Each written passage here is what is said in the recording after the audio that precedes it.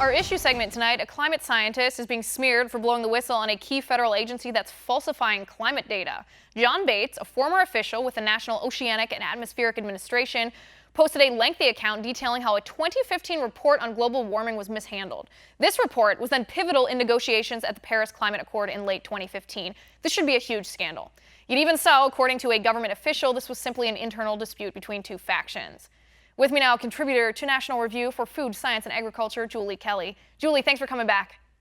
Hi, Liz. Thanks for having me. All right, Julie, let's recap here exactly what happened for our viewers who might not have seen our segment last week. But this happened last week. A whistleblower at NOAA revealed that the Pause Buster paper, this paper was published, I should say, in 2015. But this whistleblower alleges that this paper was rushed through without the proper verification so that it could be used in time to influence the Paris Climate Accords. Right. That's exactly what happened. And he did post a lengthy 4,000-word blog post. There was a follow-up news article. He's a very credible scientist, one of the top in his field. And of course, immediately, within hours, within a few days, the scientific establishment started smearing this man, really dismissing his allegations and accusations. Some have even accused him of having a personal grudge with people at the agency. It's really a shame. And this is why more scientists do not speak up, because you just become a target to these vicious attacks. Right, and I'd have a personal grudge too if my colleagues who I had previously respected, if I found out that they were lying in order to purport their political agenda here, I'd probably have a personal grudge too. But go back to exactly why this paper is faulty. So the verification process here, to my understanding, and you of course know more about this than I do, there were two sets of data used in this paper that was published. It was land temperatures and water temperatures, and apparently those two weren't even accurate in the conclusion of the paper.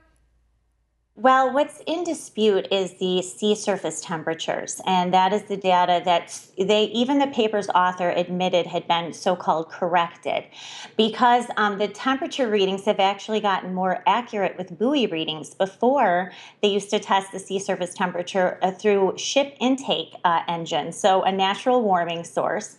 And so the buoys were actually apparently registering lower temperatures, and they wanted to correct that, what is called a cold bias in the buoys, and make it look like this pause in global warming did not occur when, right. Scientific agencies around the world have acknowledged that it did.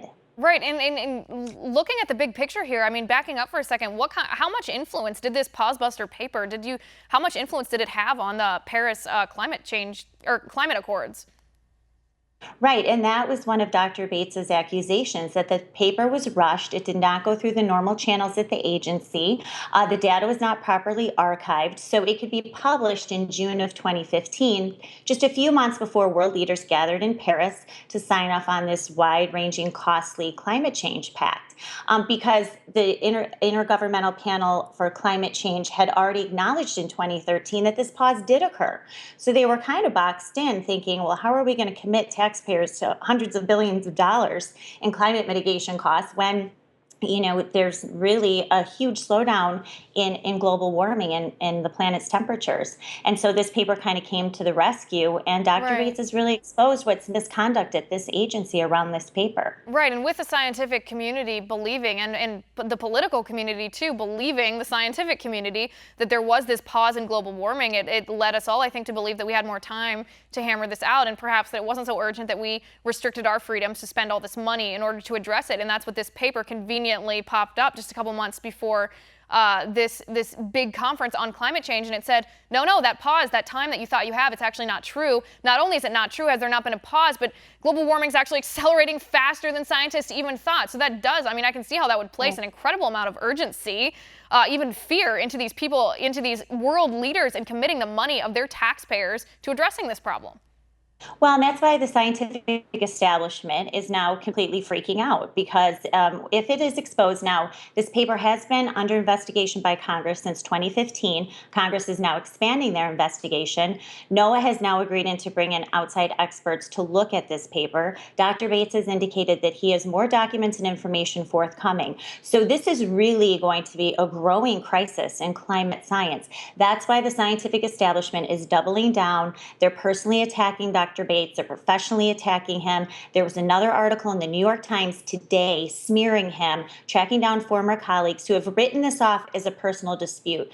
Now, look, no man is going to subject himself to the kind of ridicule that Dr. Bates is now a target of because of some personal grudge at an agency with coworkers. I mean, it's not like he was uninvited to the company Christmas party. Right, I mean, right, because he's suffering a lot worse repercussions now than he would have. I mean, I'm sure it's very unpleasant for him, very difficult to have his personal and professional reputation smeared like this. But these accusations of a personal grudge, it goes a step further even than smear pieces in the media. I mean, this is in front of a congressional committee.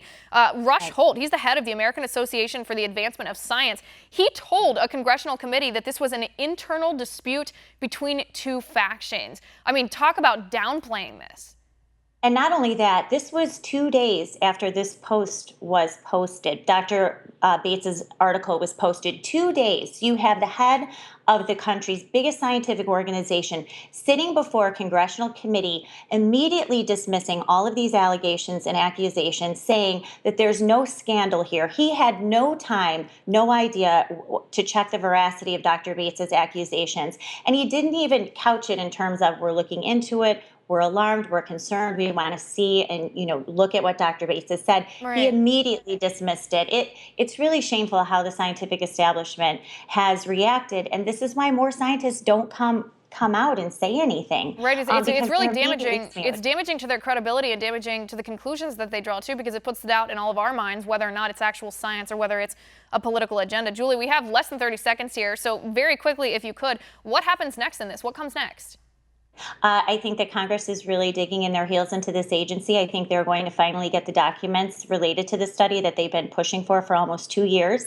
And I just think that there's going to be a lot more to learn about a lot of what we've been told about climate science at the federal level. I think we've been misled a great deal. Right, and I mean, from what you say, from this research, it seems as though we have. Julie, please come back, update us whenever there's new developments in this story. Thanks for being here today.